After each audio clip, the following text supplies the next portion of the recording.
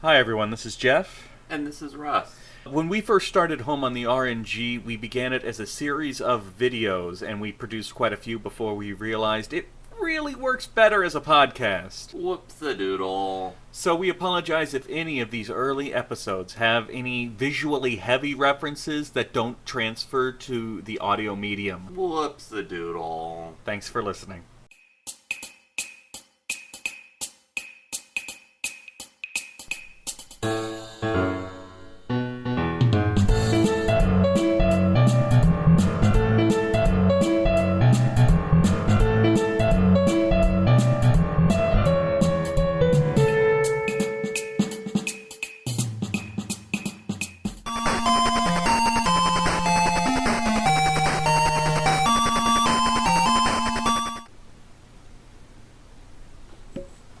Russ, they're watching. They're watching. Oh. Hello. Put it away, man. Put it away. Hey! Welcome to our home. We didn't see you there. Welcome back to Home on the RNG. Welcome back. Today I picked a game because I'd heard of it. Really. That was kind of my criteria. You have pretty high criteria. I have some exacting standards. So today, we are playing the Sega Master System Phantasy Star 1. Now, as an aside, can I tell you that I was like 25 years old before I knew what a Sega Master System was?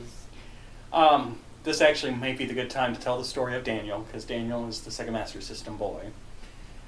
My friend Daniel, my college roommate, the Sega Master System came out, it was around the same time as the NES. The two were competitors, even though most people never heard of the Sega Master System. I know I didn't. We were a Nintendo family.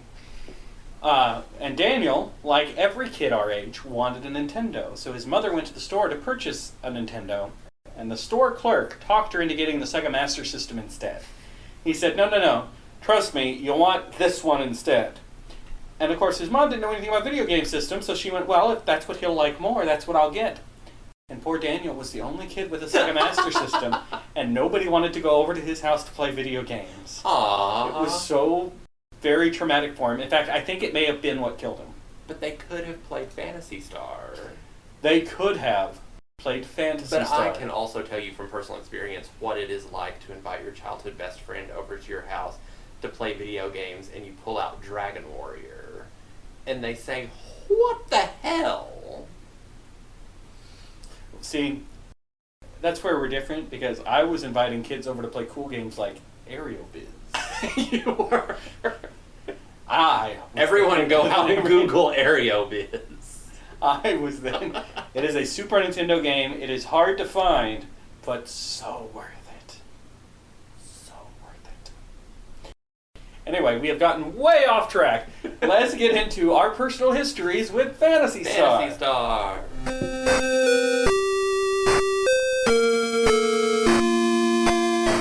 So my personal history for Phantasy Star is actually a little different than the other games. Like I just said, I didn't know what a Sega Master System was until I was an adult. I didn't understand if it came before or after the Genesis, or if it was the same thing as the Genesis, or what was going on. So I didn't play this game as a kid. I didn't play it till I was an adult, and I think the first time that I ever played it, or the first system I played it on, was the Game Boy Advance remake for it. So I don't really have much of a history of this until we played it for this review. I had actually never beaten it. So this was a fun one for me to play, just because it was a new journey and not just revisiting an old classic. I got nothing. I mean, I hate to do the same joke again, but I got nothing. I'd heard of the game. So this game is an example of all of the types of games that made me want to create this project, as an excuse to play through all these games I'd heard of but never played. This is another one of those. Never touched the thing. Was curious what it was about. Had an excuse to actually play a game. Here we are.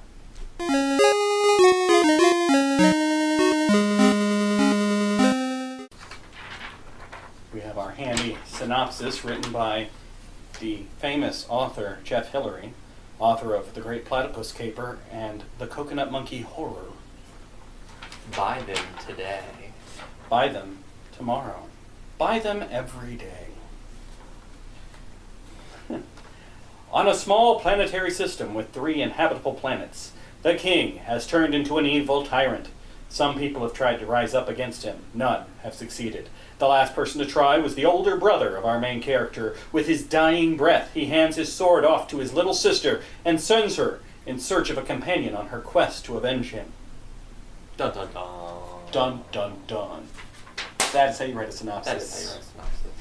So we have a female lead. It's not a meet cute at a county fair. With an accident with at a county fair. Yeah. It is a female lead. That's what I was going to say. That I love this game for that. This was not only one of the first, if not like the first RPG that really That came west. that came west and that didn't just have a blank slate main character. The main character had a past and had her own personal motivations.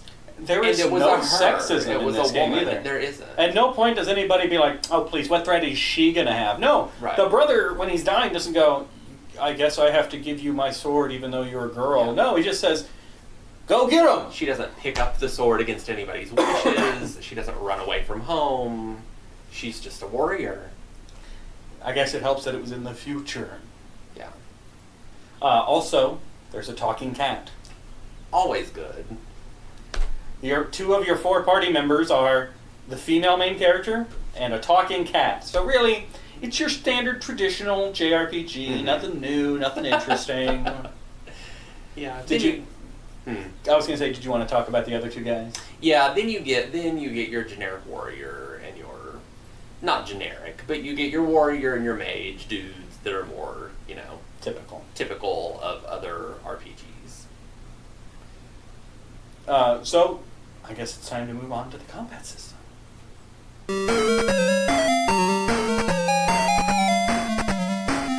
So, if you've played Dragon Warrior, the combat system here should be fairly familiar. It's a first-person point of view with your character stats lined up at the bottom and a single enemy image.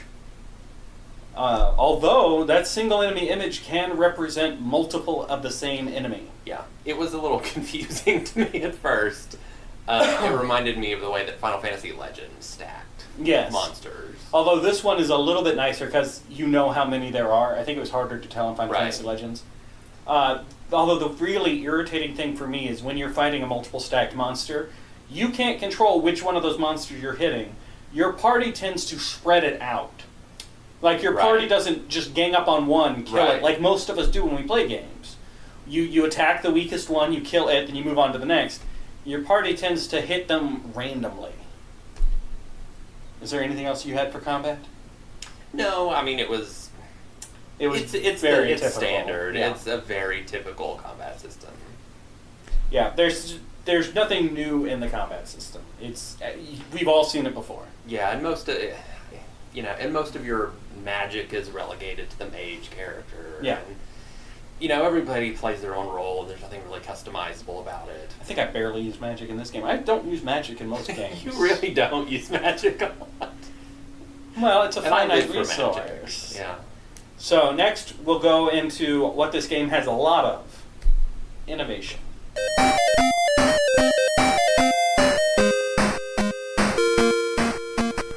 I'd like to start off with a pet peeve, or probably the biggest irritant I had with this game, and I need this for it, and you'll see why in a second. But it's how little guidance the game actually gives you in terms of where to go next. A lot, especially the early JRPGs, are pretty good about, I've heard of strange sounds coming from the cave to the west, or my friend just barely escaped from that town to the north. This game, I'm going to give you the first quest. When you first get your sword, the only thing you know from your dying brother is that you need to go find Odin. And that's the name of your typical warrior companion. You need to go find Odin. That's it. Japanese name, Tyrone. Tyrone. You gotta go find Tyrone. You've got 3 planets he could be on, including the one you're currently standing on. No guidance. He could be anywhere. However, if you save up enough money from fighting monsters to buy a black market passport that you don't know that A, you need, or B, that's the item you're actually buying, because you actually have to pester that one particular merchant over and over again to sell you a secret thing. And you have to do it multiple times until he gives you a black market passport that you don't know you need. Then you go to the desert planet using the black market passport to get on this transport to go to the desert planet and give the merchant on a desert planet town a pot that you got from a random guy in the first town, provided you talked to everybody. Then you'll recruit a talking cat who has a potion to free Odin from being a statue. Again, you don't know where Odin is still, but now you've got a talking cat who has a potion to free him. So then you wander back in the first world until you find a random cave. Then you wander through the cave, which is a maze, as all the caves are, and eventually, in that cave somewhere, is Odin. So to complete the first mission, Right. you need to find an item you don't know you need from a guy you don't know who sells it, go to a world you know nothing about, give an item you know nothing about that you may not have even gotten to a character that you don't know needs it.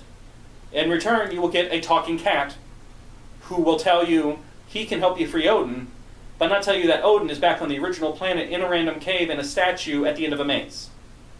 What a daunting task for a young woman and her cat. That is very typical of this game. Yeah. It does not give you... And you're really right about that. Most RPGs at this time did give you some clue by talking to your NPCs. That was the whole motivation for talking to the NPCs in the first place, was to tell you where you're supposed to go and what you were supposed to do. The other thing I don't like about it is an isometric dungeon crawler, like Arcana. It is first-person perspective, walking a block at a time, twisting and turning through these massive mazes, with occasional hidden passages. Don't like isometric dungeon crawlers. They're ugly, they're claustrophobic, and it's so easy to get lost. And I don't get that thrill of excitement that most young gamers seem to get out of drawing my own maps as I go. Oh. I don't need my video game to give me work. I'm here to play a story. Don't give me homework too. So you wouldn't like the game that makes you go bake a cake? No, not if it made me bake a cake in the real world. Yes, you have to. There's a game that makes you bake a cake in the real world and upload a photograph of it. Can I just buy one? Well. Okay. So there are the things I don't like. Oh, one more thing I didn't like is not only do you not know which weapons are better before you buy them, like in previous games, but in this game you don't even know who can equip what weapon or armor piece until you buy it. Then you go through your party and hope one of them can equip it and hope it's stronger than what they had on before. Yeah. So you had a good time doing that. Well, and I feel like I've been bashing on this for a while now. I like the cutscenes a lot. A lot of the cutscenes actually had portraits of the characters up close when they talk, and I thought the portraits actually looked really nice. That was a good thing I think a lot of Sega RPGs did that Nintendo didn't really replicate in that time period. I thought the portraits looked very nice considering the technology available. I thought it gave the game a very good atmosphere. Health items are sold in what I think is a fast food shop. I can't be sure because what's it called? It's called a first food shop. Every time you go into one, they say, "Welcome to first food." Mm-hmm. There is a lot of grinding. Yes. There's so it really much pads grinding. the length of the game. Every time you finish a dungeon, you have to grind forever to get all the newest equipment you can get so you can go to the next dungeon. That's what caused me to play all the other Phantasy Stars before this one, because you have to grind so much in the beginning. The hospitals work like they did in Final Fantasy Legend, where you heal per damage, or it costs per damage. Yeah, so however much damage you've taken. Thank you. I don't know what happened to me. I had a stroke or The something. HP that you have lost. So it costs more to heal you if you're hurt more. But in the very first town, your next door neighbor will let you sleep there and heal up for free. So I just always went back to the first town after everything. It wasn't that hard once you had your own spaceship and ground transport. I'll just always go back to the first town, heal, go on to the next adventure. And this game did something that Nintendo RPGs didn't do for a long time afterwards. Not Dragon Quest, not Final Fantasy. Attack animations. Oh. The monsters actually move, and especially the ghoul. The ghouls have a particularly impressive and gruesome animation. Yeah.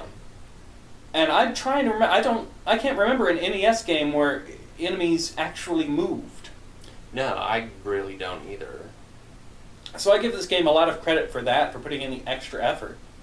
I know I feel like I've been bashing on the game a lot, but the cutscenes were great. They tried. They put in a lot of effort into this game, and it shows. I feel like they were pushing the technology as hard as they could. Yeah. And it really shows.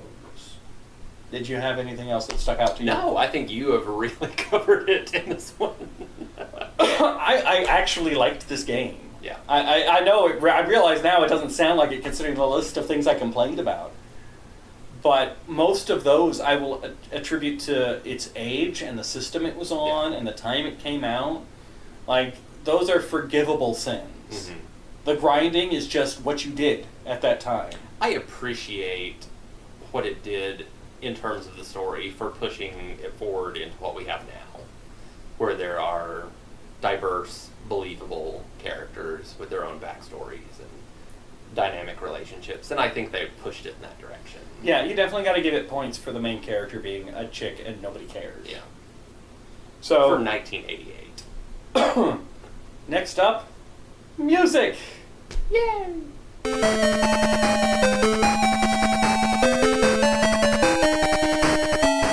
So once again, Lauren is tragically unable to join us. What's that? Hopefully this will be our last video for a while without a music expert, because Russ and I are not equipped for this. I will say this much. I liked the music in the game. I liked the soundtrack. Sure. I was okay with it. I'll say, I got nothing. That's fair. But what do you got? What I do got is it looks like the composer was Tokuhiko Uwabu, or Owabo, who went by Bo for a lot of the stuff that he composed. He was a Oh my god. He was a Sega composer. Clearly. So he composed for Phantasy Star 1 and 2. There's a Golden Axe. Alex Kidd in Miracle World, Space Harrier 3D, Phantasy Star 2, Sonic and Knuckles, Sonic 3 and Knuckles, I think I read that Sonic 3. Sonic and Knuckles was his first. Yes, Sonic. He composed Sonic and Knuckles in 1994, which was actually his last known game when he worked for Sega. So he worked for Sega up until 1994. And that's specifically what he composed. That is a heck of a for. picture of him, by the way. Yes. The picture that we're looking at is him maybe as a child or just as a young adult with the word "bow" across his face. He was the original Lady Gaga. Or Sia, isn't that chick's name? I don't know. Oh, okay. All I know is he did the music to Michael Jackson's Moonwalker. And that. He was the sound advisor. He is the Michael Jackson of video games. I guess so. Congrats, Bo. You go, Uwabo, Mr. Uwabo. You go, Bo. Yep. Bo knows music. I guess the music was fine. I wasn't taken by the music like I was in... I felt about the something music like the same Lucia. way I felt about like the cutscenes, whereas I felt it was more impressive than I was expecting. Yeah. It pushed the envelope. I mean, is it the greatest soundtrack ever? No, not by a long shot, but it is more than I was expecting from the game, given its day and age. Yeah. So, we'll go ahead and move on to final thoughts and wrap this up.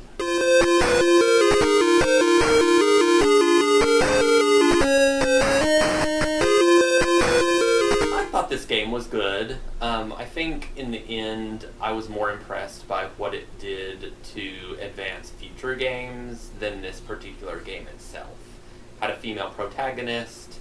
It had character with, a dynamic background story. I think it pushed the envelope in a lot of ways, and I think that sort of paved the way for RPGs that we have today, so I really appreciate that. I did enjoy it. I did enjoy the game. I just think a lot of the gameplay mechanics were archaic. Overall, I would give it a B. So yeah, I would definitely play it again. it's really weird how closely Russ and I have been agreeing these past 3 games, because I would also give this game a B. I think, honestly, the comment I made during the music section sums up how I most feel about this game. It gave me more than I was expecting it to. It tried harder than I expected in a lot of respects. I wish I could score it higher, but given no clue where to go, the equipment managing, the isometric dungeon crawling, all of that just... But, man, they really tried. The graphics were good. The graphics were better than I was expecting. The music was better than I was expecting. The plot and the characterizations were better than I was expecting. Nobody commented on, she's just a woman. Which we got in Lufia 2. In Lufia 2, it was, she's the greatest warrior in our kingdom. Boys, protect her. In this game, it's, my brother's dying. I must take up his sword and avenge him. And she does. And nobody says a word. So I give it a B. It's a solid game. I honestly probably wouldn't mind playing it again someday.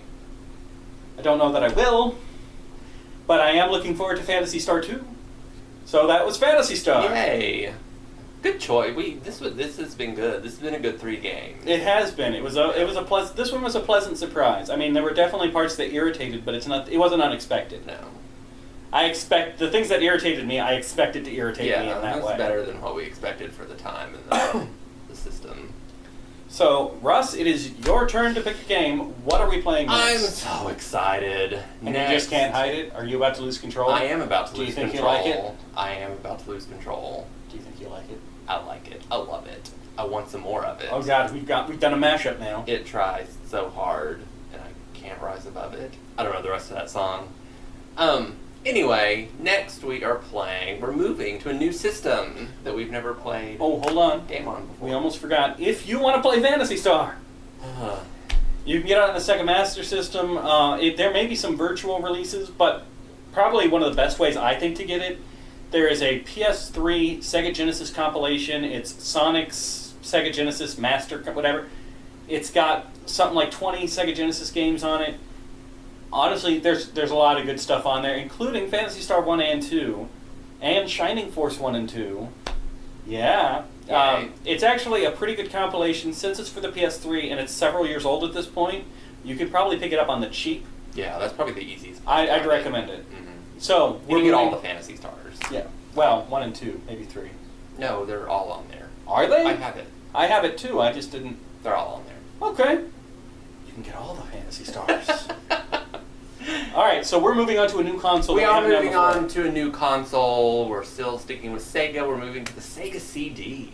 Everybody's favorite console. I know, everybody's favorite console, but it should be, because it contains 4 games from Working Designs that are 4 of the best RPGs in the whole world, and we're playing the first one, which is Lunar the Silver Star. So, join us next time for the Sega CD Spectacular. Yay! Lunar. The Silver Star. Now I can get back to... Oh, yes. You interrupted me earlier. Yeah, you ain't getting rude asses walking in here when we're in the middle of reading.